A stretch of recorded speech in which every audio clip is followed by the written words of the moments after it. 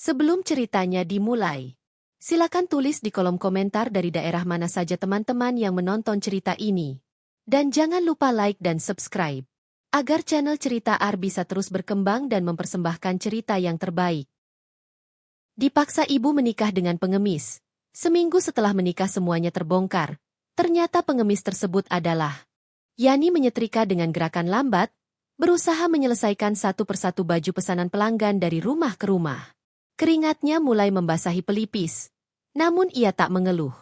Di luar kamar, suara ibu tirinya, Bu Lastri, terdengar dari ruang tamu, sibuk dengan obrolan gosip bersama Bu Minah tetangga sebelah. Ia baru pulang dari arisan. Tawa keduanya membahana. Kontras dengan kesunyian dalam kamar sempit milik Yani yang dindingnya sudah mulai mengelupas. Di sudut meja, bertumpuk bahan kain yang menanti untuk dijahit. Yani baru saja menyelesaikan 2 daster pesanan Ibu RT dan 1 gamis milik pelanggan lama. Semua ia kerjakan dengan telaten, karena dari situlah uang kuliah dan kebutuhan hariannya ditutupi. Meski sudah semester akhir di Fakultas Ekonomi, Yani tidak pernah menyentuh gaya hidup mahasiswa kebanyakan. Ia tak pernah makan di kafe, tak pernah nongkrong, dan hanya punya 1 pasang sepatu yang ia jaga seperti barang pusaka. Ponselnya bergetar. Pesan dari Arin, sahabat satu kampusnya. Yan, jadi besok ke kampus? Mau bahas skripsi bareng? Yani membalas cepat. Jadi. Tapi siang, aku harus antar jahitan pagi dulu ya. Arin cepat membalas dengan emoji senyum. Yani tersenyum kecil, tapi tak sempat menikmati kebahagiaan singkat itu, karena pintu kamarnya diketuk dengan keras. Yani, keluar sini sebentar. Suara ibunya terdengar tinggi dan tegas. Yani buru-buru meletakkan setrikaan dan menyeka pelipis. Ia keluar dan menemukan ibunya duduk menyilangkan kaki, masih dengan baju daster bunga dan rambut digulung asal. Wajahnya tampak serius, berbeda dari biasanya. Ada apa, Bu? Bu Lastri menatapnya tajam. Kamu udah umur berapa sekarang? Yani mengernyit. 23, Bu. Dan kamu pikir umur segitu masih pantas hidup di bawah ketiak orang tua? Masih pantas duduk manis di rumah ngerjain jahitan kayak babu? Bentaknya. Yani menunduk, tak berani menjawab. Aku udah capek. Capek lihat kamu cuma sibuk dengan mesin jahit, baju-baju orang, dan ngeblablain kuliah yang gak ada ujungnya. Mau jadi apa kamu? Aku cuma mau lulus kuliah, Bu. Habis itu aku bisa kerja. Kerja? Kamu pikir gampang cari kerja? Lihat saudara-saudara kamu, pada nganggur. Aku gak mau kamu jadi beban. Yani menarik napas dalam-dalam. Aku gak pernah minta uang, Bu. Aku kerja sendiri, bayar kuliah sendiri. Aku gak ngerepotin.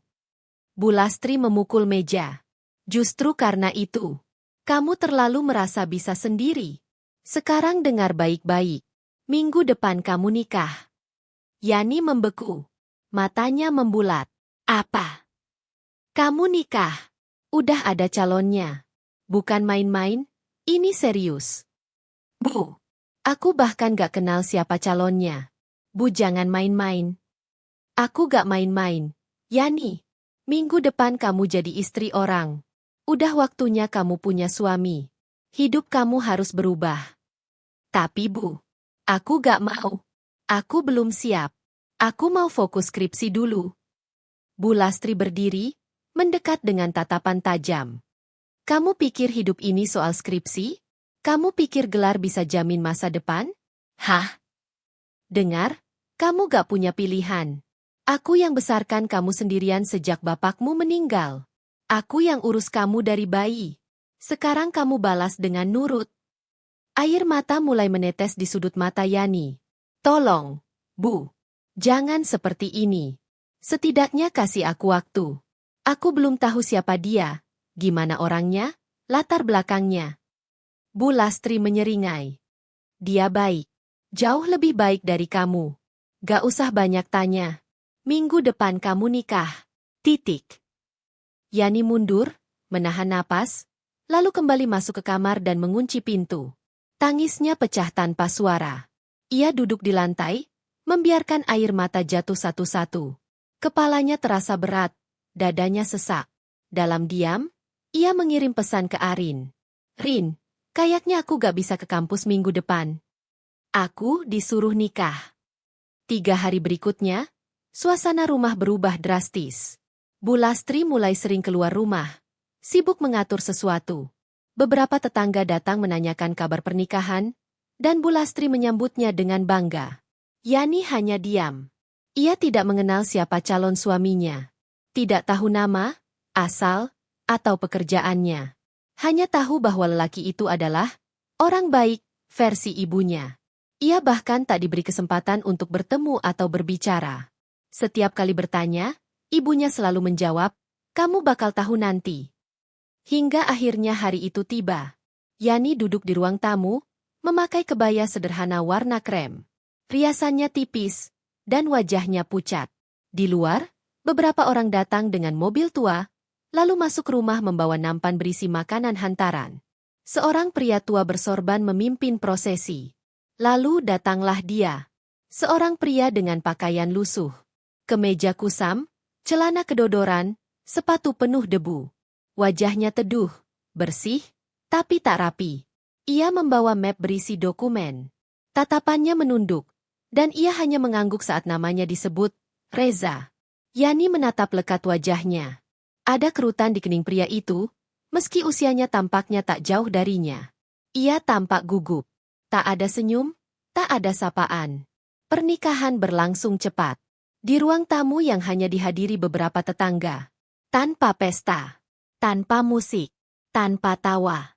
Yani dan Reza duduk berdampingan dalam diam. Setelah ijab kabul, Reza hanya berkata lirih, "Terima kasih." Yani tidak menjawab. Ia menunduk, menangis dalam hati. Malam pertama mereka bukan malam penuh bunga atau pelukan. Kamar pengantin mereka adalah kamar kontrakan kecil dengan kasur tipis dan kipas angin berdengung. Dindingnya berjamur, dan bau lembab menusuk hidung. Reza duduk di kursi kayu dekat jendela. Ia tampak kikuk. "Kamu bisa tidur di ranjang. Aku di lantai aja." Yani hanya mengangguk. Ia duduk di ujung ranjang, memeluk lutut. Pikirannya kacau. Ia merasa seperti dipaksa masuk ke dunia lain yang gelap dan tak ia mengerti. Beberapa menit berlalu tanpa suara. Reza bicara perlahan. "Aku tahu kamu gak suka pernikahan ini. Tapi aku janji, aku gak akan ganggu kamu. Aku cuma mau kamu aman." Yani tak menjawab. Matanya menatap kosong. "Kamu boleh lanjut kuliah, tetap kerja. Aku gak akan halangi," tambah Reza. Yani akhirnya bicara pelan, tanpa menoleh. "Kenapa kamu mau nikah sama aku?" Reza terdiam cukup lama sebelum menjawab, "Karena aku butuh seseorang yang bisa aku lindungi." Yani menoleh. "Apa maksudnya?" Reza tersenyum tipis, namun tak menjelaskan. Ia bangkit, menggelar tikar kecil, dan tidur berselimut jaket lusuh. Yani tak bisa tidur malam itu. Pagi harinya, Reza sudah bangun lebih dulu. Ia memasak mie instan, menaruhnya di meja. "Sarapan dulu. Nanti aku keluar sebentar." Yani tak bicara, hanya duduk diam. Reza keluar rumah, membawa tas selempang lusuh. Yani memperhatikan dari jendela.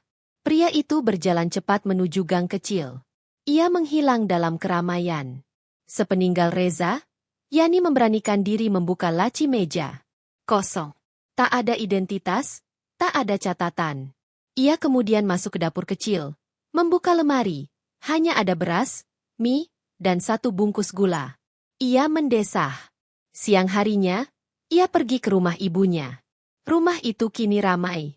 Bu Lastri duduk di teras dengan Bu Minah, memamerkan gelang emas baru di tangannya. "Bu," panggil Yani. Pengantin baru. Gimana rasanya jadi istri?" "Bu, aku mau tanya.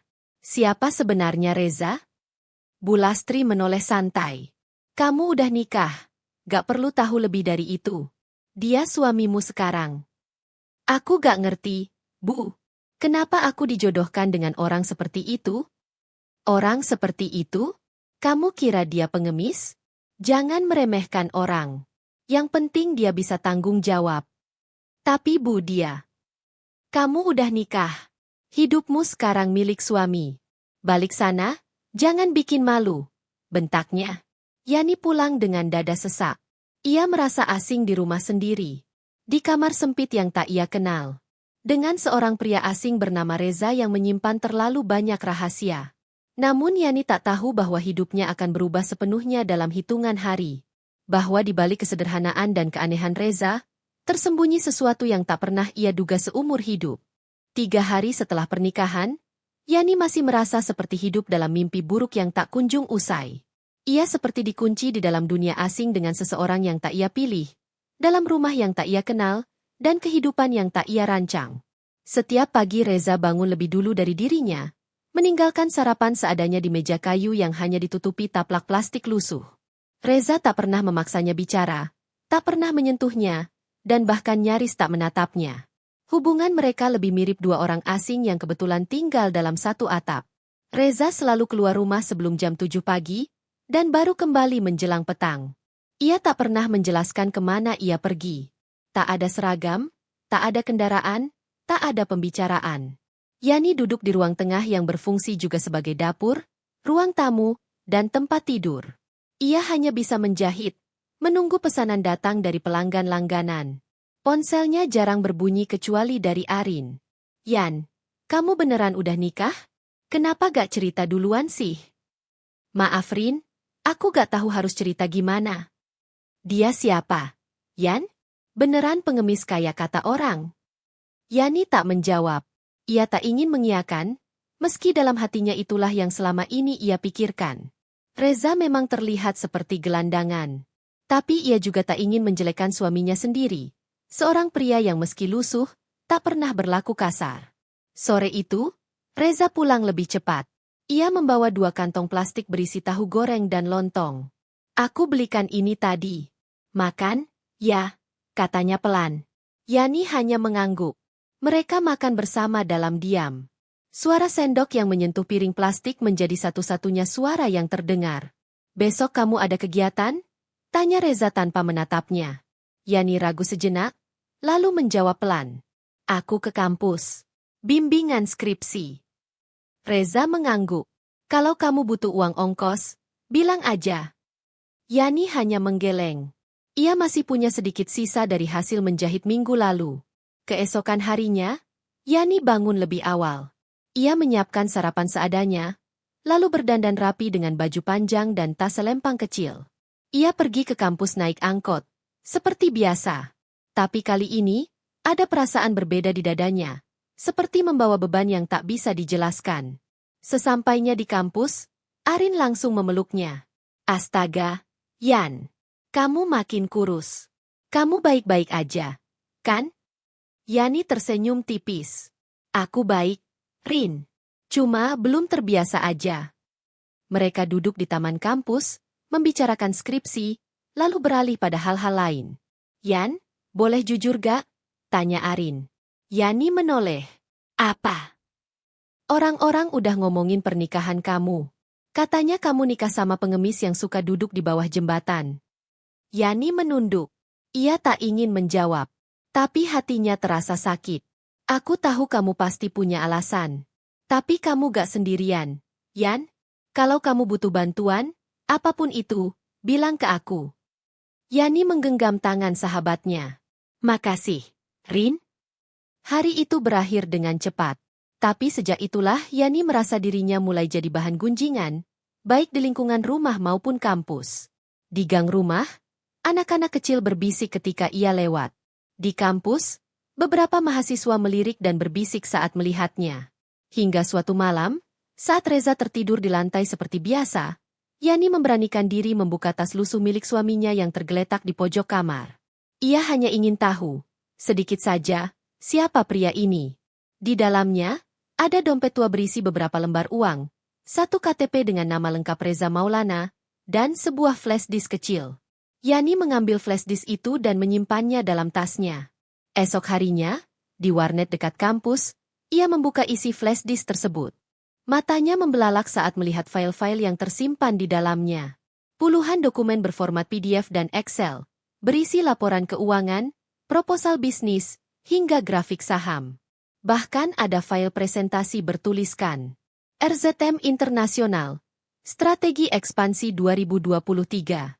Oleh Reza Maulana, CEO. Yani menutup file-file itu dengan cepat, jantungnya berdegup kencang. Ia menatap layar kosong dengan kebingungan yang tak bisa dijelaskan. Tangannya gemetar. CEO? RZM Internasional? Itu nama perusahaan besar yang sering ia dengar dari dosen ekonomi. Bahkan pernah jadi contoh studi kasus dalam kelasnya. Ia tak tahu harus berpikir apa. Sepulang dari warnet, Yani menyimpan kembali flashdisk itu ke dalam tas suaminya. Ia menatap Reza malam itu dengan rasa aneh yang baru. Tapi ia tak bertanya. Tak mengungkit. Malam-malam berikutnya, Reza tetap pergi pagi dan pulang sore. Tapi kini, setiap kepergiannya menimbulkan tanda tanya besar di benak Yani. Apa benar dia CEO?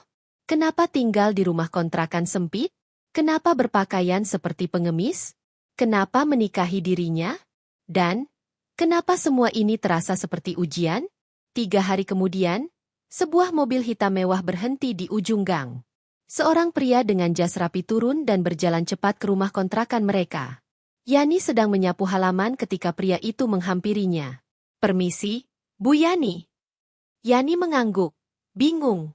Saya ingin bertemu Pak Reza. Beliau ada. Yani menggeleng. Belum pulang. Pria itu tersenyum ramah. Kalau begitu, ini saya titip dokumen ini. Tolong disampaikan, ya. Ini penting. Yani menerima map coklat bersegel. Di bagian depan tertera logo.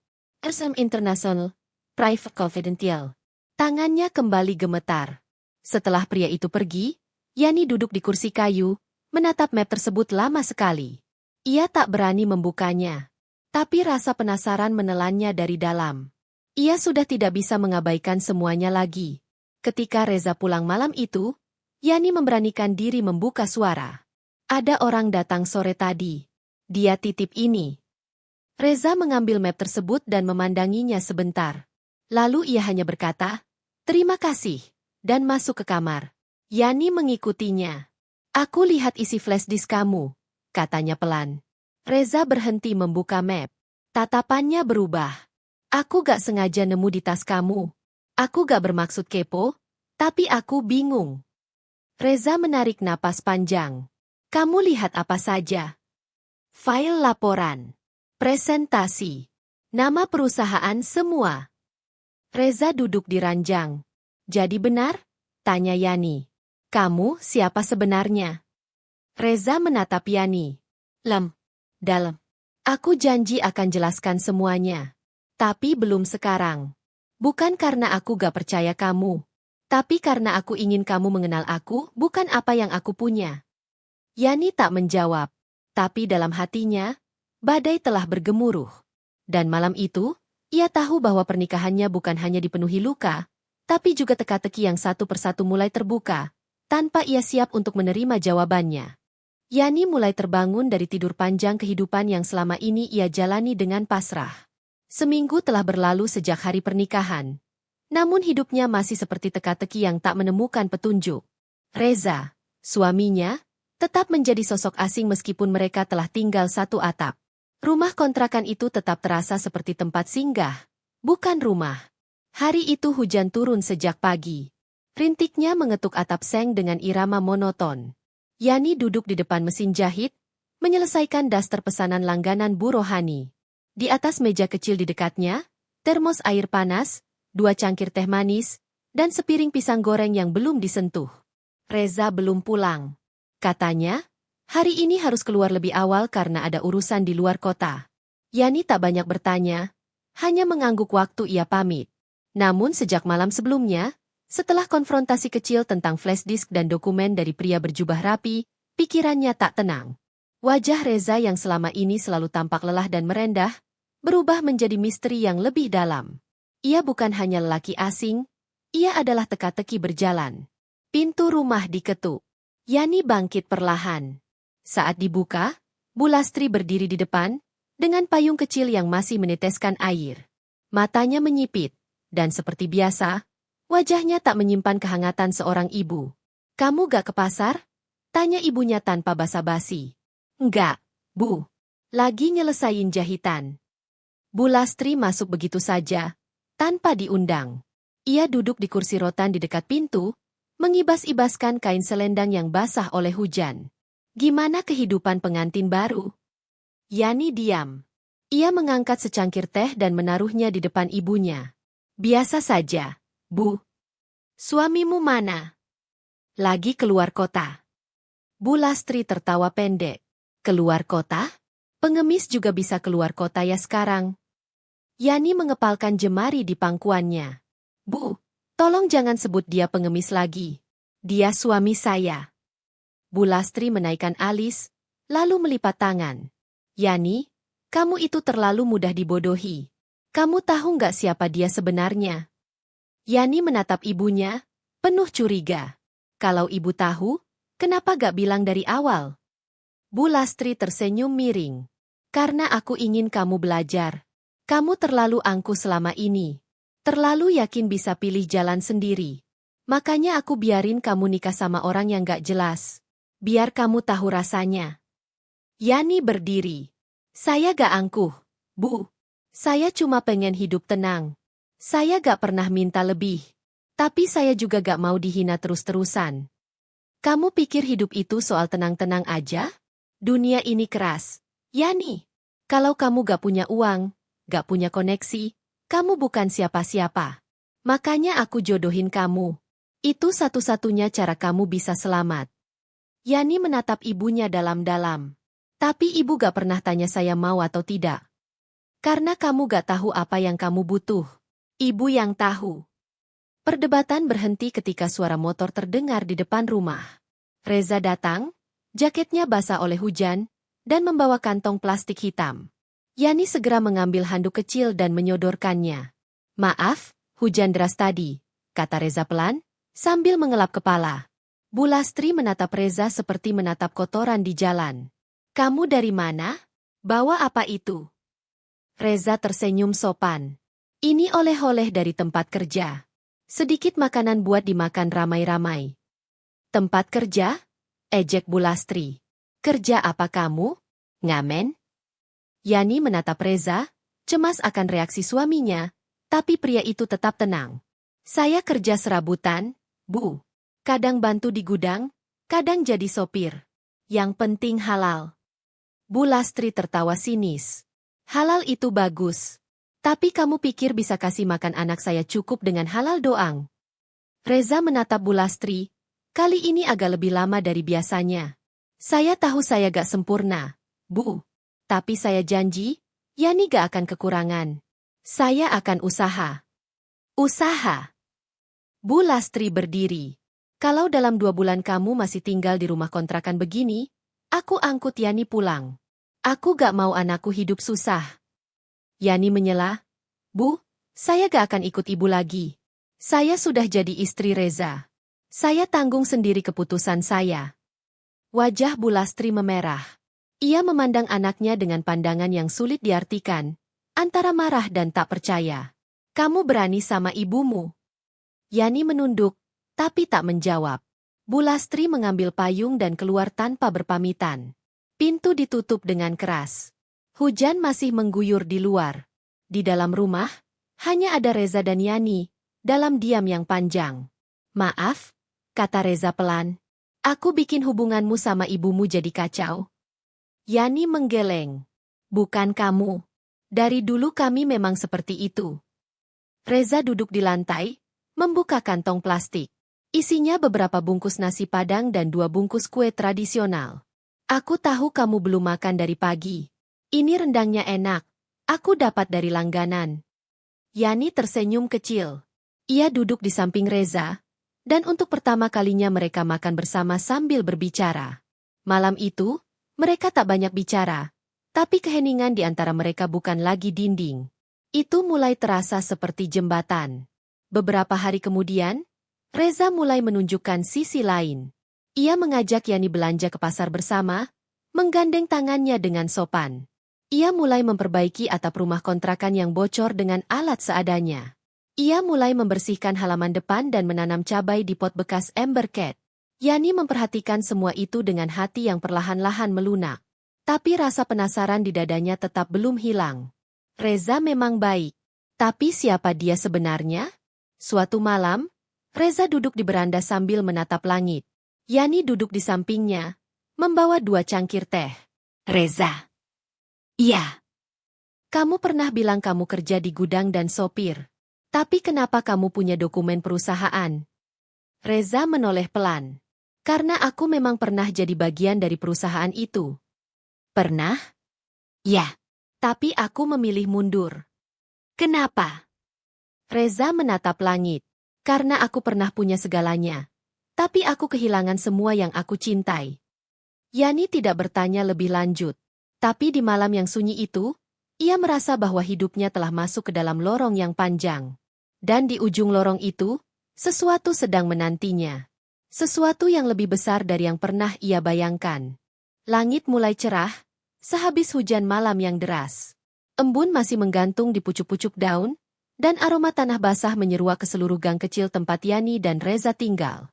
Kontrakan itu masih berdiri diam, sederhana dan tidak mencolok, tetapi bagi Yani, suasana di dalamnya sudah mulai berubah. Bukan karena perabot atau harta benda, tapi karena perlahan-lahan Reza mulai membuka ruang bagi dirinya sendiri untuk mengerti siapa lelaki itu sebenarnya. Hari itu, seperti biasa, Reza pergi pagi-pagi sekali, membawa tas selempang lusuh dan mengenakan jaket tipis. Namun kali ini, ia berpesan sebelum keluar. Nanti sore, aku akan ajak kamu ke suatu tempat. Yani yang sedang menjemur baju menoleh. Kemana? Ke tempat yang mungkin bisa menjawab sebagian pertanyaan kamu. Yani mengangguk pelan, mencoba menekan rasa penasaran yang kembali menggelegak di dadanya. Ia ingin bertanya lebih jauh. Tapi Reza keburu pamit dan pergi. Hari itu ia menyelesaikan pesanan jahitan, lalu bersiap-siap seperti biasa. Tapi matanya terus memandangi jam dinding. Detik terasa seperti melambat. Ketika jarum jam menunjuk ke angka 4, suara sepeda motor terdengar dari depan rumah. Reza datang.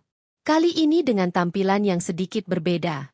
Ia mengenakan kemeja putih sederhana dan celana bersih. Sepatu yang biasanya kotor kini terlihat mengilap. Bahkan rambutnya disisir rapi. Bukan tampilan mewah, tapi cukup membuat Yani menatapnya 2 kali. Kamu siap? Tanyanya singkat.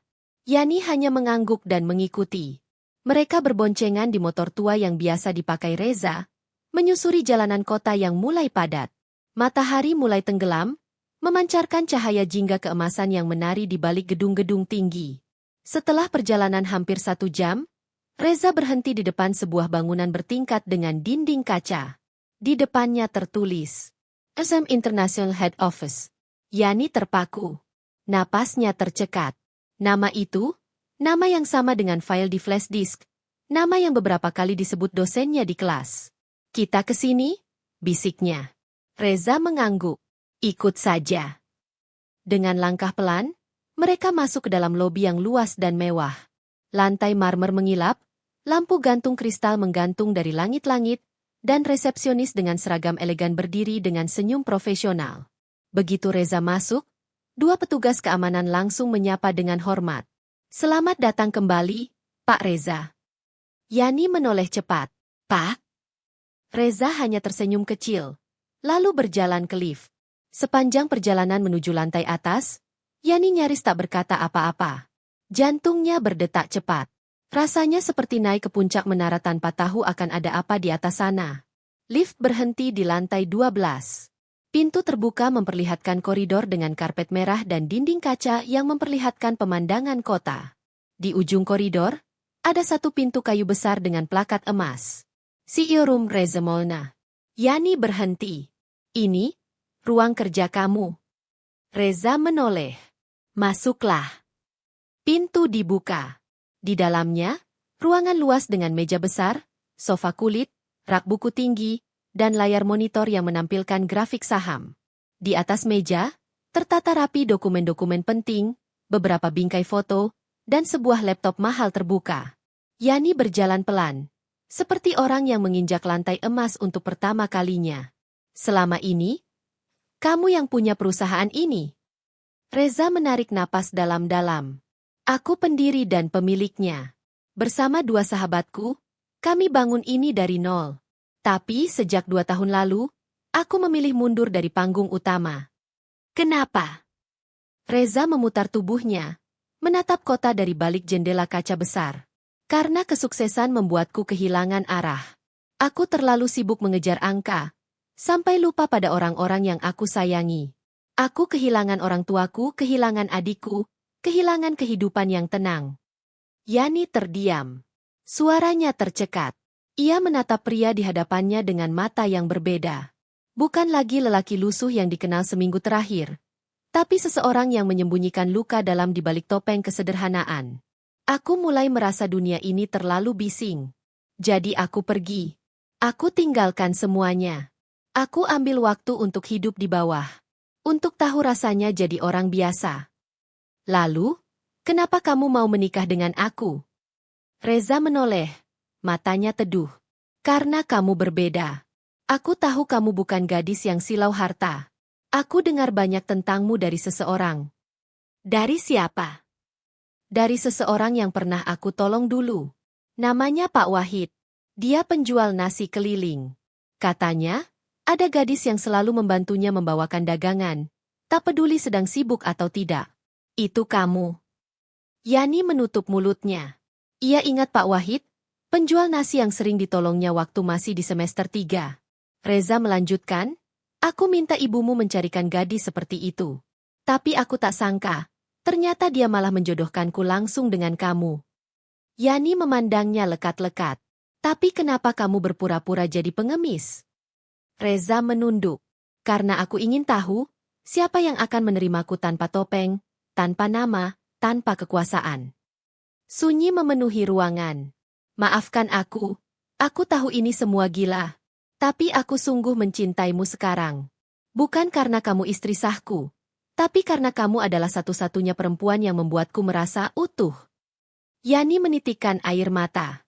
Bukan karena sedih. Tapi karena hatinya mulai runtuh oleh ketulusan yang selama ini tak pernah ia sadari. Malam itu mereka pulang dalam diam. Tapi dalam dada masing-masing, ada sesuatu yang tumbuh perlahan. Keyakinan. Yani tak lagi tidur dengan mata terbuka.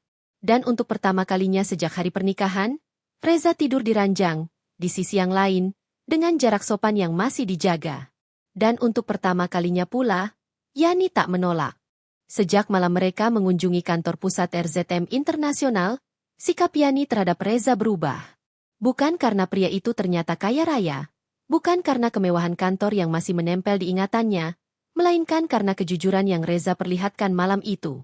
Bagi Yani, kejujuran lebih mahal dari semua harta yang pernah dia lihat seumur hidup. Pagi itu, mereka sarapan bersama di ruang sempit dapur kontrakan. Meski Reza pemilik perusahaan besar, ia tetap setia pada kesederhanaan yang telah menjadi pilihannya. Piring-piring plastik, teh manis, dan nasi goreng sisa malam menjadi hidangan pagi yang justru terasa lebih hangat dari jamuan hotel bintang 5. Kamu masih mau tinggal di rumah ini? Tanya Yani, sambil menyeruput teh. Reza mengangguk ringan. Aku masih merasa nyaman di sini. Sampai kamu merasa gak nyaman, baru kita pindah. Yani menunduk, menahan senyum kecil. Aku nggak keberatan asal sama kamu. Reza menoleh perlahan, memandangi istrinya yang sekarang mulai berani membalas tatapan. Seketika suasana berubah hangat. Ia tak membalas dengan kata, hanya senyum tulus yang mengembang di sudut bibirnya. Hari itu Reza tidak langsung pergi kerja. Ia membersihkan halaman, mencabut rumput liar, dan memperbaiki pagar bambu yang sudah rapuh. Sementara Yani kembali duduk di depan mesin jahit. Tangannya tetap cekatan menjahit rendah gaun pesanan pelanggan, namun hatinya jauh lebih ringan dari sebelumnya. Menjelang siang, sebuah mobil hitam kembali berhenti di ujung gang. Bukan pertama kali Yani melihat kendaraan itu. Namun kali ini bukan pegawai kantor yang turun, melainkan seorang wanita muda, tinggi, cantik, dan elegan. Ia mengenakan blazer mahal dan sepatu hak tinggi. Wajahnya tegas, berani, dan sedikit sinis. Wanita itu mendekat, membawa map di tangan. Permisi, katanya datar. Yani membuka pagar. Ya, ada yang bisa saya bantu. Apa ini rumah Pak Reza Maulana? Yani mengangguk. Benar. Tapi beliau sedang di belakang. Wanita itu tidak menunggu. Langsung masuk dan berdiri di halaman. Beberapa detik kemudian Reza muncul dari belakang, masih memegang cangkul kecil. Lia? Gumam Reza. Wanita itu menyipitkan mata. Lama gak ketemu, Ja. Aku pikir kamu sudah hilang kemana. Reza meletakkan cangkul. Aku sedang menjalani hidupku yang baru. Apa yang kamu lakukan di sini? Wanita bernama Lia menatap Yani, lalu kembali ke Reza. Kamu pikir bisa lari dari semua urusan begitu saja? Dewan direksi gelisah. Saham terus bergerak liar. Beberapa kontrak besar terancam gagal, karena kamu gak hadir di rapat kemarin. Aku sudah kirim delegasi. Delegasi gak akan bisa ganti posisi kamu. Kamu CEO, Za. Kamu simbol perusahaan. Reza menyeka keringat dengan handuk kecil. Aku sedang tidak ingin kembali dulu. Nanti, kalau sudah waktunya, aku akan datang. Lia menghela napas panjang. Kalau kamu keras kepala seperti ini terus, jangan salahkan kalau komisaris cabut kepercayaan. Dunia bisnis tidak menunggu orang galau. Reza hanya tersenyum kecil. Aku tidak galau, Lia. Aku hanya sedang menjalani hidup. Wanita itu membalikkan badan. Sebelum pergi, ia sempat melirik tajam ke arah Yani. Selamat ya, untuk pernikahan kalian yang tidak biasa. Mobil hitam itu melaju pelan meninggalkan debu di jalan tanah. Yani memandangi Reza yang tampak kembali tenang, meski ia tahu di dalam kepala suaminya pasti berkecamuk. Ia tidak bertanya saat itu juga. Tapi malamnya, saat mereka duduk berdampingan di ruang depan, Yani akhirnya bicara. Dia siapa? Reza menarik napas. Namanya Lia Wijaya. Salah satu komisaris dan juga mitra bisnisku sejak dulu. Kami dekat bahkan pernah dijodohkan oleh keluarga. Yani menunduk. Kamu suka dia? Dulu. Tapi sekarang tidak lagi. Karena yang aku cintai sekarang duduk di sampingku. Yani diam beberapa saat, lalu tersenyum pelan. Dia cantik. Ya, Reza mengangguk. Tapi hatinya tak seperti kamu. Sejenak, dunia mereka hanya diisi oleh suara jangkrik malam dan napas masing-masing. Tak ada genggaman tangan, tak ada pelukan. Tapi ada rasa yang diam-diam mengikat lebih kuat dari keduanya. Beberapa hari kemudian, Reza mengajak Yani keluar ke sebuah restoran mewah di pusat kota. Bukan untuk makan malam romantis, tapi untuk memperkenalkan Yani kepada beberapa staf seniornya. Yani gugup luar biasa. Ia memakai gamis sederhana berwarna biru muda dan kerudung polos. Setibanya di restoran, para staf menyambut mereka dengan hormat. Beberapa tampak terkejut saat mengetahui bahwa istri Reza adalah perempuan biasa yang penampilannya sangat jauh dari gambaran istri CEO. Namun Reza tak mempermasalahkan. Ia menarik kursi untuk Yani, duduk di sampingnya, dan sepanjang makan malam selalu menyebut nama Yani dengan bangga. Ini istri saya. Perempuan yang paling kuat yang pernah saya temui, katanya di tengah-tengah obrolan bersama tim. Yani tidak berkata banyak, hanya tersenyum dan mendengarkan. Tapi dalam hati, ia merasa seperti diterima di dunia yang sama sekali asing. Usai pertemuan, saat mereka berjalan menuju parkiran, Reza menggenggam tangan Yani untuk pertama kalinya di depan umum. Terima kasih sudah mau menemaniku malam ini. Yani membalas genggaman itu. Aku yang harusnya bilang terima kasih, karena sudah percaya sama aku. Semenjak malam itu, mereka makin dekat. Reza mulai berbicara lebih banyak soal masa lalunya, keluarganya, dan perjuangannya membangun bisnis. Ia juga mulai membawa Yani ke tempat-tempat yang selama ini hanya bisa Yani lihat di internet. Pameran buku, taman baca, bahkan diskusi ekonomi di universitas yang diam-diam Reza sponsori. Namun seiring dengan kedekatan itu, bayang-bayang masa lalu Reza pun semakin sering muncul. Beberapa kali, Yani melihat Reza menerima telepon dengan wajah tegang. Pernah suatu malam, Reza bahkan tak tidur semalaman karena satu proyek besar gagal akibat perpecahan internal di perusahaannya. Yani tahu, meski Reza telah meninggalkan dunia itu belum benar-benar melepaskannya. Dan Yani juga tahu, cepat atau lambat, Reza harus memilih. Kembali sebagai pemimpin yang dicintai banyak orang, atau tetap bersembunyi di balik kesederhanaan yang membuatnya damai. Dan dirinya, sebagai istri, harus siap menerima pilihan apapun yang Reza ambil. Hubungan Yani dan Reza berkembang secara perlahan tapi pasti. Seperti akar tanaman yang tak terlihat di permukaan namun menguatkan batang. Bukan hanya karena kebersamaan yang makin sering, Tapi karena kepercayaan yang perlahan tumbuh dari luka dan rahasia. Namun seiring waktu, Yani mulai menyadari bahwa kehidupan baru ini tak sepenuhnya tenang. Reza memang meninggalkan posisinya sebagai pemimpin di perusahaan besar, namun dunia bisnis tak pernah benar-benar melepaskannya. Sejak Reza membawa Yani ke restoran itu dan memperkenalkannya secara resmi sebagai istrinya, tekanan dari luar semakin kencang. Ponsel Reza semakin sering berdering tengah malam. Ia pun sering duduk diam lama di depan laptop dengan wajah murung. Beberapa kali Yani mendapati Reza berbicara dengan suara keras saat menelepon seseorang dari kantor. Nama, Lia, juga makin sering disebut, entah dalam pembicaraan telepon, atau ketika Reza menjelaskan situasi perusahaan yang kian memburuk karena konflik internal. Namun, meski terbebani, Reza tak pernah melepaskan perhatian pada Yani. Ia tetap membangunkannya dengan secangkir teh hangat, tetap membantu di dapur saat sempat, tetap bersikeras untuk tetap tinggal di rumah kontrakan yang sama, walau beberapa rekan bisnisnya menyarankan mereka segera pindah ke rumah yang lebih layak bagi seorang CEO. Suatu sore yang gerimis, Reza pulang dengan wajah yang lebih lelah dari biasanya. Ia menggantungkan jaketnya di belakang pintu, lalu duduk tanpa berkata apa-apa. Yani menghampiri dengan segelas air hangat. "Capek banget ya?" tanyanya pelan. Reza hanya mengangguk. "Kamu belum makan apa-apa sejak pagi." Reza memandang istrinya, kemudian menggeleng. Hari ini rapatnya berantakan. 2 investor besar mundur. Lia menyalahkanku. Komisaris mulai mempertanyakan posisiku. Padahal aku cuma ingin hidup tenang. Yani duduk di sebelahnya, memegang tangannya perlahan. "Kalau kamu masih sayang dengan semua yang sudah kamu bangun, jangan biarkan runtuh karena kamu terlalu keras pada dirimu sendiri. Kadang, melindungi sesuatu juga artinya kembali memeluknya, bukan meninggalkannya." Reza menoleh pelan.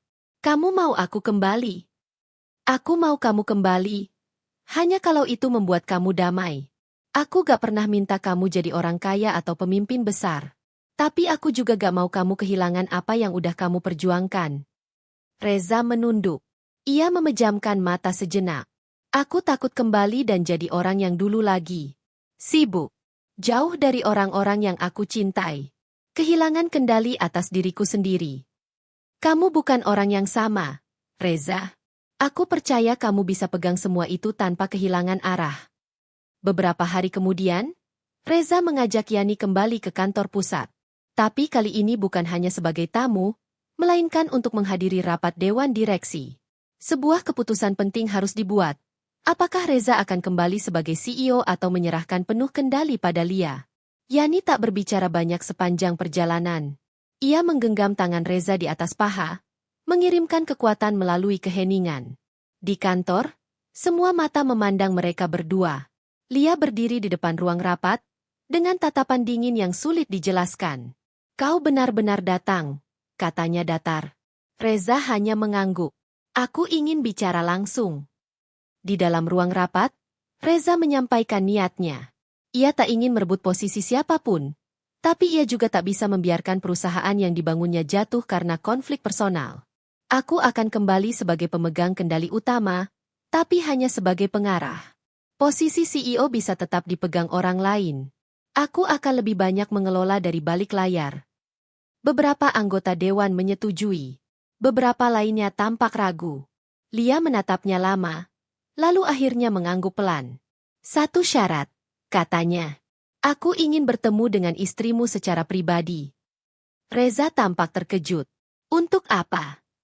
"Karena aku ingin tahu, perempuan seperti apa yang bisa membuat Reza Maulana meninggalkan segalanya." Pertemuan itu berlangsung di sebuah kafe kecil. Yani datang sendiri. Lia sudah menunggu, duduk dengan tubuh tegap dan wajah penuh percaya diri. "Kamu tidak terlihat seperti istri konglomerat," katanya, tanpa senyum. Yani hanya tersenyum pelan. "Aku memang bukan. Aku cuma istri seorang lelaki baik yang kebetulan pernah jadi konglomerat." Lia menyipitkan mata. "Kamu tahu kan, banyak yang gak suka kamu?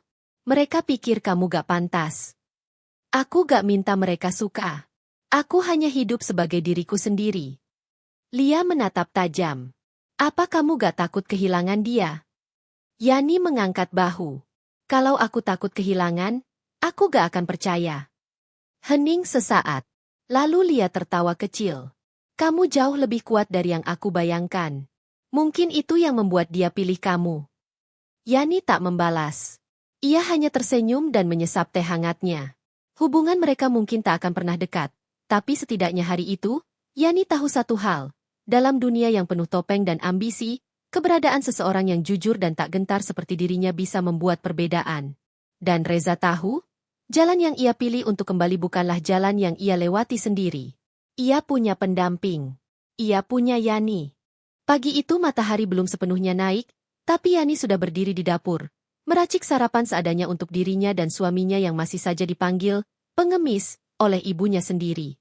Hatinya sedang tidak karuan. Sudah 2 hari belakangan ini sikap Reza berubah.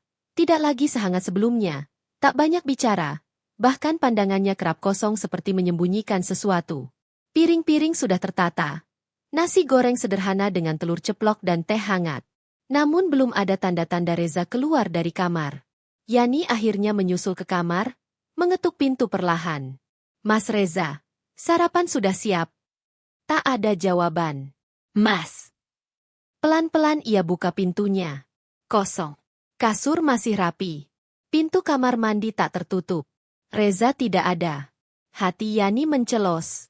Ia langsung melangkah keluar rumah, matanya menyapu ke sekitar halaman. Tak ada Reza. Gerobak yang biasa terparkir pun tak ada. Langkah Yani berat saat ia duduk di kursi kayu depan rumah. Ia merasakan rasa bersalah menggelayut di dadanya. Apakah Reza marah? Apakah ia sudah cukup terluka dengan segala perlakuan Mama? Apakah dia sudah pergi untuk tidak kembali? Tangan Yani gemetar. Ia segera masuk kembali ke dalam rumah, mengambil ponselnya. Menghubungi Reza. Nomor yang Anda tuju sedang tidak aktif. Degup jantungnya makin kencang. Ia mencoba kembali. Hasilnya sama. Ia baru sadar bahwa sejak semalam Reza tidak berkata apapun selain mengangguk singkat saat ia menyodorkan makan malam. Pikiran-pikiran buruk mulai bermunculan. Yani segera mengambil jaketnya dan keluar rumah. Ia tahu biasanya Reza mangkal di dekat pasar pagi, mendorong gerobak jualannya. Dengan langkah cepat ia menuju ke sana. Di pasar, ia mencari ke sana kemari. Bertanya pada para pedagang, menanyakan apakah ada yang melihat Reza pagi ini. Mas Reza? Wah, biasanya dia sudah di sini jam segini. Tapi hari ini belum kelihatan. Neng, ujar seorang pedagang sayur. Yani mengangguk lemah. Ia berterima kasih dan berjalan keluar pasar. Angin pagi terasa menusuk-nusuk kulitnya meski matahari mulai menyengat. Dadanya terasa penuh, seperti ada yang mengganjal. Ia takut. Reza bukan tipe pria yang suka meninggalkan tanggung jawab, apalagi menghilang tanpa kabar. Kaki Yani membawanya ke tempat Reza biasa duduk saat istirahat, di bawah pohon beringin besar dekat musola tua. Tapi tempat itu juga kosong. Ia duduk di sana, menunduk, dan untuk pertama kalinya sejak menikah, ia menangis pelan. Mas Reza, kamu kemana sih? Lirihnya di antara isak. Sore hari, ketika matahari mulai redup dan angin lembut menyapu halaman rumah, Yani masih terduduk di teras. Sudah hampir seharian ia mencari Reza. Ponselnya tetap tak bisa dihubungi. Ia juga sudah kembali ke pasar 2 kali, tapi tetap nihil. Bahkan ia sempat mencari ke musola tempat Reza biasa sholat, dan bertanya pada beberapa jamaah, namun tak satu pun yang tahu keberadaannya. Pintu rumah mendadak terbuka. Yani langsung berdiri. Mamanya masuk sambil membawa tas belanja dan wajah lelah. Yani, kenapa kamu di luar? Tanya Mama tanpa nada perhatian. Mas Reza belum pulang dari pagi. Mama hanya mendengus. Mungkin dia kabur. Bagus kalau gitu. Mama ngomong apa sih? Suara Yani mulai meninggi. Memang begitu kenyataannya. Mama udah bilang dari awal, orang seperti dia cuma akan bawa sial. Kamu lihat aja sekarang, dia pergi entah kemana. Itu namanya cowok gak tanggung jawab. Yani mengepal tangannya. Mama, Reza bukan seperti itu. Mama bahkan gak pernah mau tahu siapa dia sebenarnya. Mama menaruh tasnya di meja dan menatap tajam. Yani, dengar ya. Mama ini ibumu. Mama tahu yang terbaik. Reza itu pengemis. Gelandangan. Kamu dipermalukan kalau terus bersamanya. Kalau Mama tahu yang terbaik, kenapa Mama yang paksa aku nikah sama dia? bentak Yani akhirnya. Untuk sesaat, rumah itu senyap. Wajah Mama berubah. Tampak kaget. Namun hanya beberapa detik. Sebelum ia kembali dengan ekspresi keras. Karena Mama pikir dia bisa ditundukkan.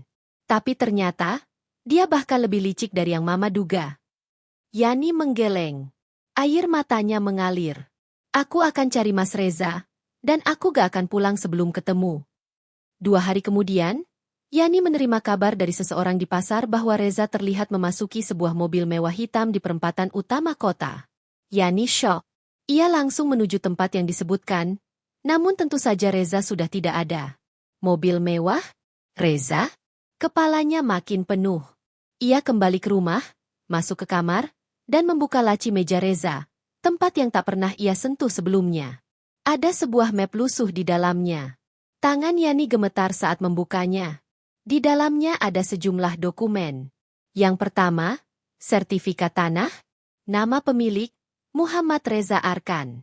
Alamat, kawasan elit di pusat kota. Yani membalik halaman berikutnya. Surat kepemilikan saham, atas nama yang sama. Matanya membesar. Ada foto. Reza, berdiri mengenakan setelan jas, tersenyum bersama beberapa pria paruh baya.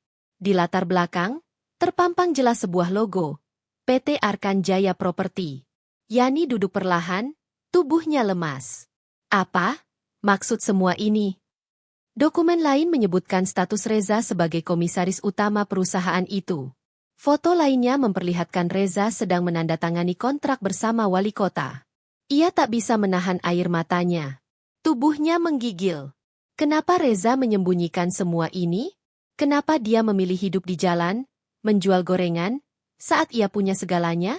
Malam itu, Yani tak bisa tidur. Ia duduk di tepi ranjang, menatap dokumen-dokumen itu. Terdapat pula secarik surat tulisan tangan. Ia membaca pelan. Jika kamu membaca ini, berarti aku sudah tidak di rumah. Aku pergi bukan karena aku ingin lari. Aku hanya ingin memberi kamu ruang untuk menentukan. Kamu berhak tahu semuanya. Tapi aku terlalu takut jika aku mengatakannya dari awal. Kamu menikah dengan orang yang tidak kamu kenal. Bukan karena aku menyamar. Tapi karena aku ingin melihat. Apakah masih ada orang yang mencintai manusia karena hatinya, bukan karena hartanya? Maafkan aku jika aku menyakiti perasaanmu. Reza. Yani menutup surat itu dan menangis. Hatinya perih, bercampur marah, bingung, dan rindu. Ia ingin memeluk Reza. Ia ingin menatap matanya dan berkata bahwa dirinya tak peduli pada harta. Tapi kini Reza entah di mana. Keesokan harinya, Yani mengambil keputusan besar. Ia berdandan rapi dan pergi ke gedung besar yang tertera dalam dokumen, kantor pusat PT Arkan Jaya Property. Dengan jantung berdebar, ia melangkah masuk, diterima oleh seorang resepsionis. Saya mencari Pak Reza Arkan. Resepsionis tampak kaget, menatapnya penuh tanya. Apakah ibu sudah punya janji sebelumnya? Saya, istrinya. Resepsionis itu terdiam sejenak, lalu menelepon seseorang. Beberapa menit kemudian, seorang pria paruh baya datang. Silakan ikut saya, Bu Yani. Yani mengangguk, mengikuti pria itu naik ke lantai 10. Mereka sampai di sebuah ruangan besar dengan kaca-kaca bening dan interior mewah. Di dalamnya, duduk seseorang, pria dengan setelan jas rapi, berdiri sambil tersenyum lemah. Reza. Yani menutup mulutnya, tak percaya. Pria itu, suaminya, berdiri di sana, bukan dengan gerobak dorong, bukan dengan baju lusuh dan sandal jepit, tapi berdiri sebagai pemilik gedung megah ini. Ia tak tahu harus marah atau menangis. Reza mendekat. Maaf, aku harus begini. Yani memukul dadanya pelan, air mata deras mengalir. Kenapa kamu sembunyi? Kenapa kamu bikin aku mencari sampai setengah mati? Aku takut kamu kecewa. Takut kamu akan melihatku berbeda. Yani menarik napas dalam-dalam. Yang membuatku kecewa adalah karena kamu menghilang. Reza menunduk. Mereka berdiri di sana. Dalam diam, hanya suara detak jantung yang menggema. Namun semua belum selesai. Di luar sana, Mama Yani diam-diam mendengar kabar bahwa Reza bukanlah pria miskin seperti dugaannya. Dan itu membuatnya gelisah. Ia marah pada dirinya sendiri. Tapi lebih dari itu, ia tidak bisa menerima kenyataan bahwa ia sudah menghina pria yang ternyata jauh lebih terhormat dari semua pria kaya yang pernah ia kagumi. Dan satu hal yang lebih membuat Mama geram, adalah kenyataan bahwa kini anaknya benar-benar mencintai Reza. Sesuatu yang dulu ia takuti benar-benar terjadi. Mama Yani menyusun rencana. Dan rencana itu akan membuat badai baru dalam rumah tangga Yani dan Reza. Kicau burung pagi di pekarangan rumah besar yang tak asing lagi bagi Yani kini menjadi suara yang tak lagi ia hiraukan. Dulu, suara itu menandakan awal dari hari yang sama, rutinitas di rumah sempit bersama ibu dan ejekan dari para tetangga. Tapi kini, setiap kicauan burung seakan menjadi penanda bahwa hari ini ia harus menghadapi kenyataan baru. Kenyataan bahwa lelaki yang ia hina, remehkan, dan benci karena status pengemis itu ternyata memiliki segalanya. Yani duduk sendirian di gazebo taman belakang rumah megah itu. Taman yang selalu terawat, dihiasi bunga mawar segar, air mancur kecil, dan deretan tanaman bonsai yang ditata simetris. Angin menyentuh lembut pipinya yang pucat. Tangannya menggenggam gelas teh yang sejak tadi tak tersentuh. Pandangannya kosong, menerawang jauh. "Kenapa kamu masih di sini, Yani?" Suara dalam kepalanya terus mengulang pertanyaan yang sama. Raka tak pernah mengusirnya. Bahkan sejak kebenaran itu terbongkar, lelaki itu semakin menunjukkan sisi lembut yang belum pernah ia lihat. Ia tetap menyapa ramah, memberi ruang, tidak marah. Semua terlalu membingungkan. Mengapa pria sekaya itu mau tetap memperlakukannya dengan baik setelah semua penghinaan yang ia berikan? Pagi itu, pelayan bernama Mbak Retno datang membawakan sarapan. Seperti biasa, sopan dan hangat. Tapi Yani hanya menggeleng halus. Nafsu makannya sudah hilang sejak malam pertama mereka tinggal di rumah ini. Bahkan ia merasa dirinya tak pantas duduk di meja makan mewah itu. "Bu Yani, kalau boleh saya bilang, Mas Raka itu orangnya baik, Bu. Dia mungkin diam, tapi saya sudah ikut beliau sejak awal, waktu perusahaan masih kecil. Mas Raka selalu bilang, kalau dia menikah nanti, dia ingin menjaga istrinya seperti ratu. Saya rasa, beliau tetap memegang janji itu sekarang," ujar Mbak Retno hati-hati. Yani hanya menunduk. Ia tak tahu harus menjawab apa. Di pikirannya, kata ratu justru menyakitkan. Bagaimana mungkin ia merasa seperti ratu? Kalau ia sendiri merasa seperti budak rasa bersalah? Siang itu, Yani nekat masuk ke ruang kerja Raka. Ruang itu biasanya ia hindari karena penuh dengan aura keberhasilan. Dindingnya penuh dengan sertifikat penghargaan, foto-foto bersama tokoh penting, dan rak buku yang penuh literatur bisnis dan kepemimpinan. Tapi hari ini, Yani butuh kejelasan. Ia tak bisa terus larut dalam ketidaktahuan. Raka sedang duduk di kursi kerjanya, menatap layar laptop. Saat Yani masuk, pria itu hanya menoleh, lalu tersenyum kecil. "Kamu mau bicara?" tanyanya tenang. Yani mengangguk. "Aku mau tahu. Semua." Raka menggeser kursinya, mempersilakan Yani duduk di sofa. Ia kemudian duduk di seberangnya, tidak membawa nada penghakiman, tidak juga merasa lebih tinggi. Justru ia tampak seperti pria biasa yang ingin didengarkan. "Aku mulai dari mana?" tanya Raka. "Dari awal. Dari kenapa kamu pura-pura jadi pengemis. Dari siapa kamu sebenarnya?" jawab Yani, suaranya berat namun tegas. Raka menarik napas panjang. "Sebenarnya aku tidak benar-benar pura-pura jadi pengemis. Aku lebih tepatnya sedang menyamar. Aku ingin mencari pasangan hidup yang melihatku karena aku sebagai manusia, bukan karena hartaku." Yani mencibir kecil. "Dan kamu pikir aku adalah orang yang tepat untuk itu?" Raka tersenyum tipis. "Tidak. Awalnya tidak. Tapi semakin aku mengenalmu, aku justru makin yakin. Kamu keras, Yani. Keras karena tekanan hidup. Kamu terlalu sering disakiti, sampai kamu lupa bagaimana mempercayai. Dan itu membuatmu menyembunyikan kelembutanmu." Yani tertunduk. Kata-kata itu terlalu menyentuh. Ia merasa seperti dikuliti secara emosional. "Aku memilih menikahimu bukan karena kamu sempurna, tapi karena aku melihat kamu berusaha bertahan. Bahkan saat semua orang menertawakanmu. Ibumu mungkin memaksamu menikah denganku. Tapi sebenarnya aku yang lebih dulu mendekatinya, menawarkan bantuan keuangan untuk keluargamu asalkan kamu bersedia menikahiku." Yani tersentak. "Jadi, ibu tahu siapa kamu sebenarnya?" Raka mengangguk pelan.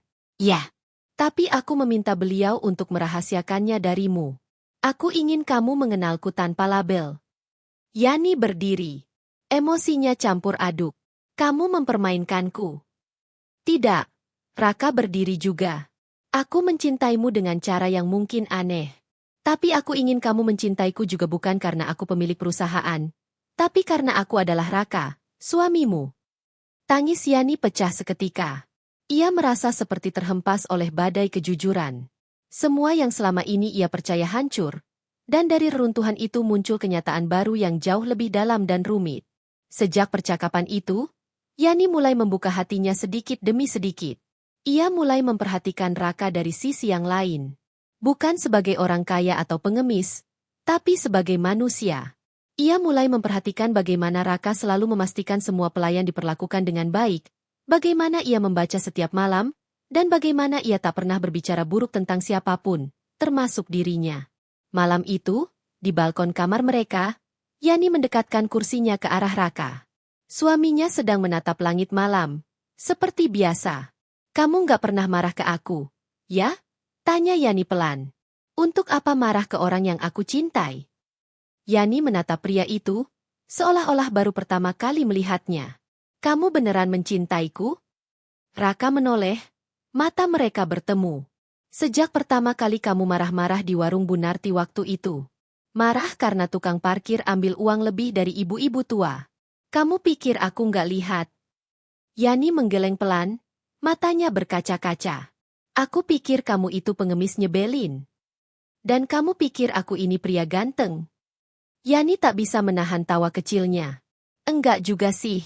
Tapi sekarang kamu kayak lebih enak dilihat. Raka tersenyum. Kalau begitu, mungkin kita bisa mulai dari awal. Yani menatap tangan Raka yang terulur. Ia ragu, tapi akhirnya menggenggamnya. Tidak seperti tangan seorang pengemis. Tapi juga tidak seperti tangan raja. Tangan itu milik seseorang yang tulus. Dan kini ia mulai melihatnya. Malam itu, bintang terasa lebih terang. Bukan karena langit lebih cerah, tapi karena hati Yani mulai menerima cahaya yang selama ini ia tolak. Namun kebahagiaan itu belum sepenuhnya tenang. Di luar sana, Ibu Yani ternyata sedang menyusun rencana yang bisa kembali mengguncang fondasi rumah tangga mereka. Ibu yang dulu terkesan menyesal setelah kebenaran Raka terbongkar, kini mulai kembali ke tabiat lamanya. Seseorang datang menawarkan kerjasama. Seorang wanita muda yang juga dulu mengincar posisi sebagai istri Raka, putri dari pemilik saham minoritas di perusahaan Raka. Wanita yang merasa tersaingi dan dihina karena kalah dari seorang mantan pengemis. Dan mereka punya rencana yang melibatkan masa lalu Yani yang belum sepenuhnya bersih. Sementara itu, Yani mulai melihat perubahan kecil dalam cara ibu memandangnya. Senyum ibu menjadi terlalu manis, bantuan yang diberi mulai seperti jebakan. Dan saat Yani menemukan surat tanpa nama di dalam laci kamarnya, surat yang mengungkap rahasia masa lalunya yang bisa menjatuhkan nama baik Raka, ia sadar bahwa bahaya belum berakhir. Dan seperti badai yang tenang sebelum mengamuk, Yani tahu bahwa cinta mereka akan diuji lagi. Lebih dalam, lebih tajam. Dan kali ini, ia harus memilih, melindungi Raka dan pernikahannya, atau tenggelam lagi dalam rasa bersalah dan dendam masa lalu. Pagi itu, langit Jakarta menghitam lebih cepat. Rintik hujan seperti ikut menumpahkan perasaan hati Yani yang remuk sejak semalam. Ia duduk di ruang tamu rumah besar yang kini menjadi tempat tinggalnya, mengenakan gamis putih sederhana dengan kerudung polos. Aroma kopi dari dapur tercium samar, namun tak cukup kuat untuk menggugah semangatnya. Tatapannya kosong menatap jendela. Hatinya terombang-ambing antara percaya dan tidak. Semalam dia menangis di pelukan Arya. Bukan karena kecewa mengetahui bahwa suaminya bukanlah pengemis seperti yang selalu ia pikirkan, tapi karena terkejut, dipermainkan, dan merasa seperti orang paling bodoh di dunia. Arya adalah CEO dari salah satu perusahaan konstruksi terbesar di Indonesia, Raka Utama Group. Seorang pria yang dikenalnya sebagai sosok yang tenang, sederhana, dan nyaris tak pernah menunjukkan siapa dirinya sebenarnya. Dan yang paling menyakitkan, Arya menutupi semuanya, membiarkan dia dihina, direndahkan, bahkan ditinggalkan oleh ibunya sendiri, oleh keluarga dan teman-temannya. Pintu ruang tamu terbuka. Arya masuk membawa map coklat di tangan dan senyum tenang yang khas, yang kini malah membuat Yani ingin melempar bantal ke wajahnya. "Ini berkas yang kamu minta," ucap Arya lembut, meletakkannya di meja. Yani melirik. Map itu berisi data-data perusahaan Arya. Bukti kepemilikan saham mayoritas, akta notaris, salinan laporan keuangan, hingga foto-foto Arya bersama para petinggi pemerintahan dan pengusaha ternama di Indonesia. "Kenapa kamu lakukan ini semua?" Suara Yani gemetar. "Apa kamu pikir aku pantas dipermainkan seperti ini?" Arya menatapnya lama, lalu duduk di hadapannya. "Aku nggak pernah main-main, Yani. Aku mencintaimu sejak pertama kali melihatmu waktu kamu bantu nenek-nenek nyebrang di depan pasar. Saat itu kamu nggak tahu aku ada di sana. Tapi sejak itu, aku cari tahu siapa kamu, dan aku tahu kamu perempuan paling tulus yang pernah aku lihat." Yani memalingkan wajah. "Tulus? Lalu kamu balas ketulusan itu dengan pura-pura jadi pengemis?"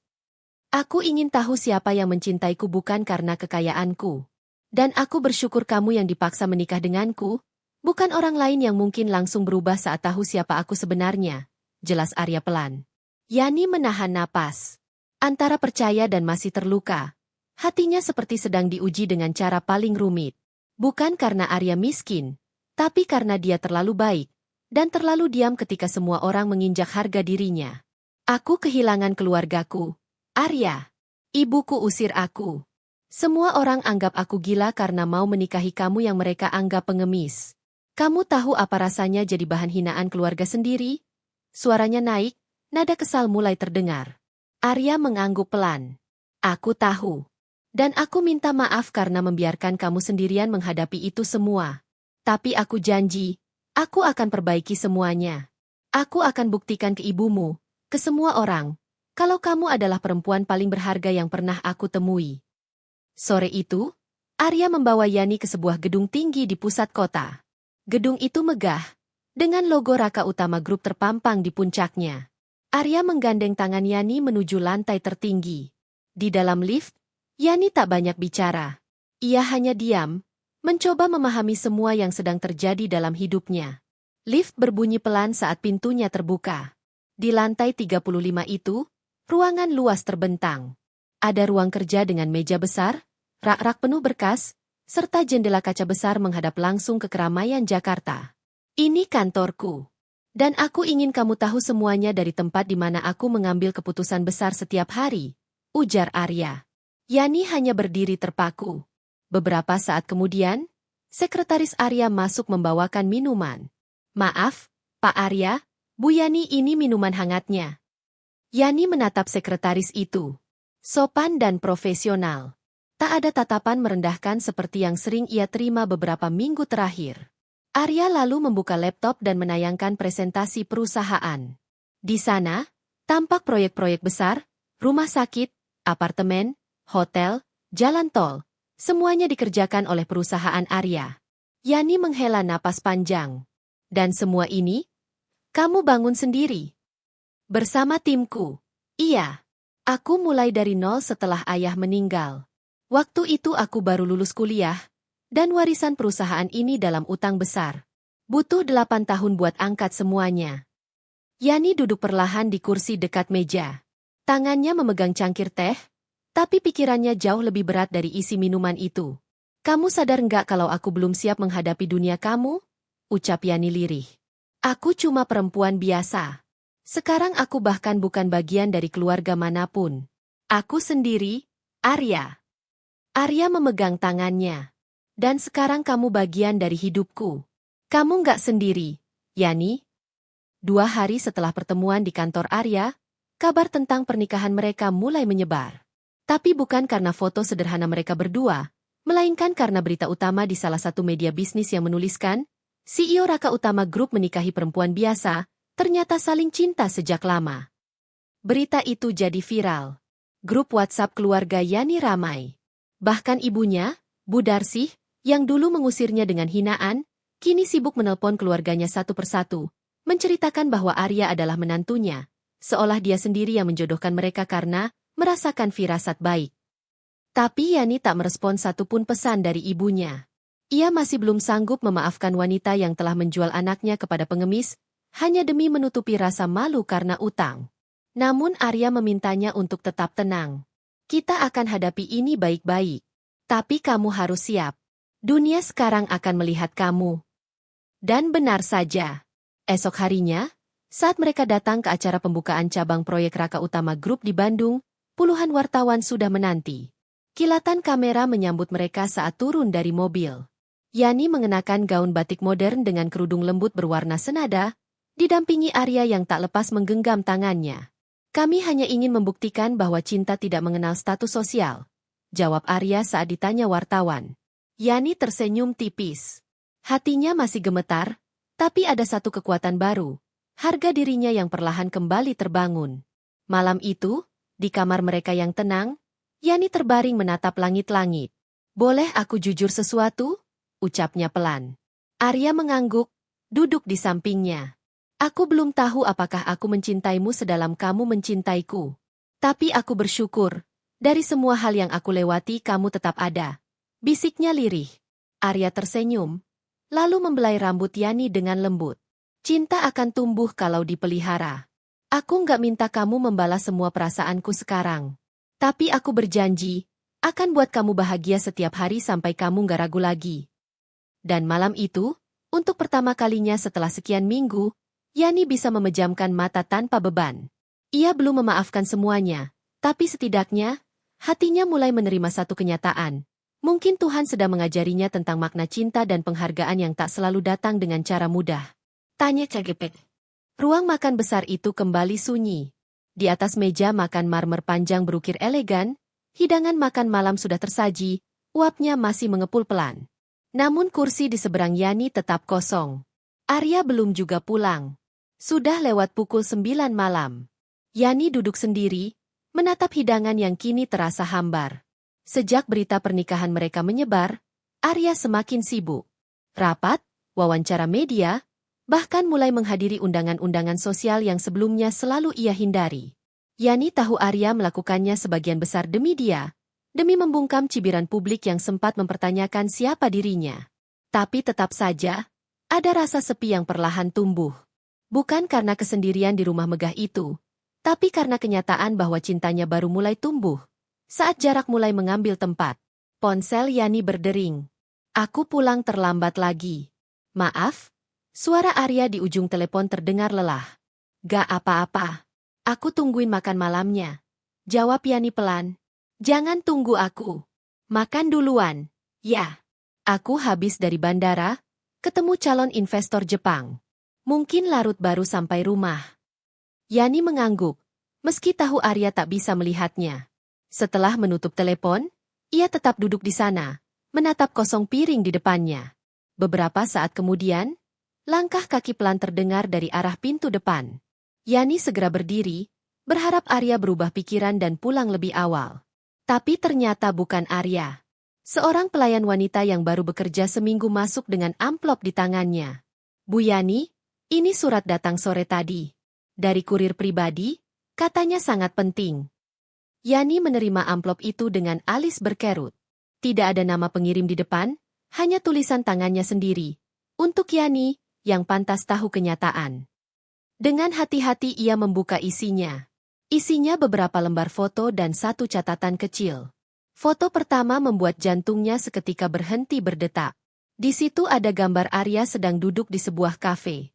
Di seberangnya duduk seorang wanita muda, cantik, bergaun mewah, sedang memegang tangan Arya. Di foto lain, wanita itu menyentuhkan tangannya ke pipi Arya. Foto ketiga, lebih menyakitkan, menunjukkan Arya memeluk wanita itu di lobi hotel. Yani memegang lembaran-lembaran itu dengan tangan gemetar. Jantungnya berdentum keras. Kakinya goyah. Ia membaca catatan kecil yang menyertai foto-foto itu. Lelaki itu tidak sebaik yang kamu kira. Dia hanya mencari panggung. Kamu hanya dijadikan tameng untuk menutupi hubungan lamanya. Tanya saja siapa itu Citra Wulandari, mantan tunangannya yang masih punya akses ke semua proyek besar perusahaan itu. Yani terdiam. Ia tak mampu berpikir jernih. Citra Wulandari.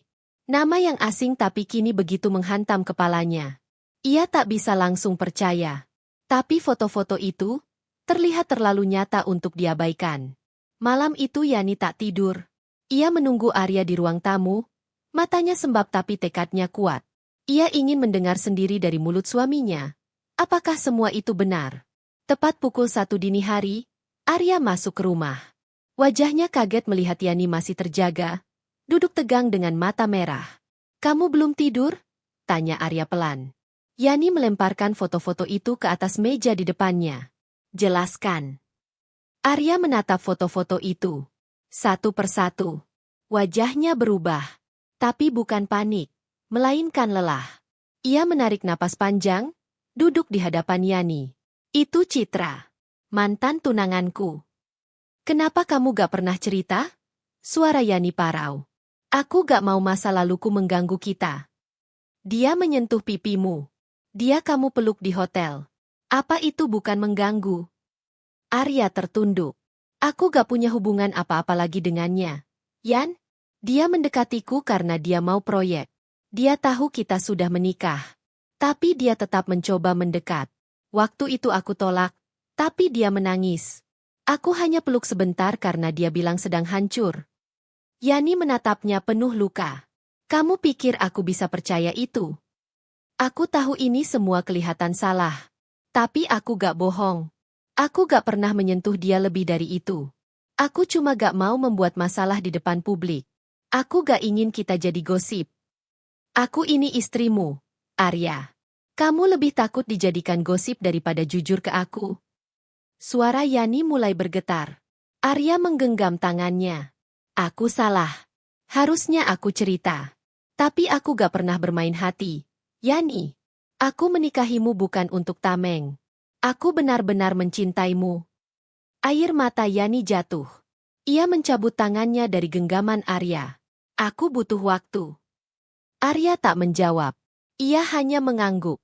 Malam itu, mereka tidur di kamar yang sama, tapi dengan jarak yang terasa seperti dua benua.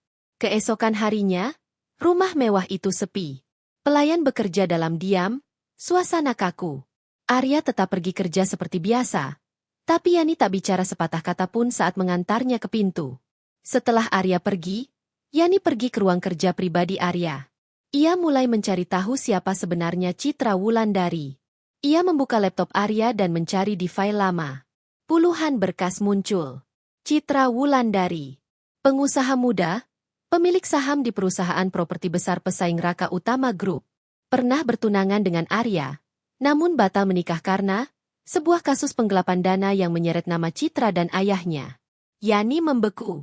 Salah satu artikel menunjukkan Arya pernah bersaksi di pengadilan, menyelamatkan Citra dari hukuman penjara karena tidak cukup bukti. Tapi sejak itu, hubungan mereka putus.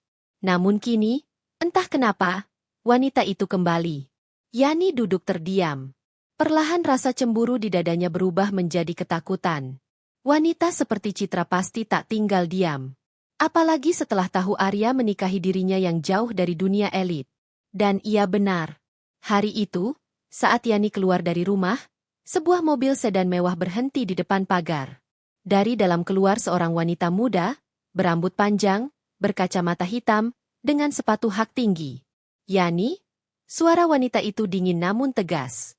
Yani mengangguk. "Kamu siapa?" Wanita itu melepas kacamatanya. "Citra. Citra Wulandari." Jantung Yani mencelos. Citra mendekat, lalu tersenyum samar. "Cantik juga ternyata kamu. Tapi, kamu tahu nggak, Arya masih mencariku waktu dia lamar kamu." "Jangan bohong," ucap Yani, mencoba tenang. "Aku gak bohong. Aku punya rekamannya. Dia datang ke apartemenku 2 hari sebelum akad nikah kalian. Dia bilang, dia ingin pernikahan ini batal. Tapi keluargamu sudah terlalu jauh terlibat." Yani menahan napas. Ia ingin mencaci maki, tapi kakinya lemas.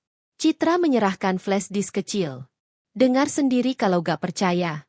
Tapi aku cuma mau bilang satu hal. Yani, kamu cuma tameng. Dan Arya, cepat atau lambat, akan balik ke tempat asalnya." Citra pergi. Yani menatap flash disk di tangannya. Dunia seakan berputar. Malamnya, ia duduk di kamar. Flash disk itu sudah terpasang di laptop. Tapi jari-jarinya tak kunjung memencet tombol play. Ia gemetar. Arya masuk beberapa menit kemudian. Melihat Yani duduk di depan laptop. Keduanya saling menatap. Hening. Tegang. Yani berdiri. Citra datang. Wajah Arya langsung berubah. Dia, ngomong apa? Dia kasih ini. Yani menunjukkan flash disk. Arya mendekat. Aku gak akan biarkan kamu dengar isinya. Kenapa? Karena aku gak mau kamu dihancurkan oleh kebohongan. Aku punya hak untuk tahu, ujar Yani pelan. Arya menghela napas panjang. Kalau kamu percaya padaku, jangan buka itu. Yani menatapnya dalam. Lalu perlahan mencabut flash disk dari laptop. Aku gak butuh rekaman buat tahu siapa suamiku. Arya menatapnya, tak percaya. Dan malam itu, mereka berdua menangis dalam pelukan. Namun mereka tidak tahu bahwa seseorang merekam semua percakapan di ruang itu. Dan dalam waktu dekat, satu rekayasa besar akan meledak. Bukan hanya untuk merusak rumah tangga mereka, tapi juga untuk menghancurkan reputasi Arya di depan seluruh negeri.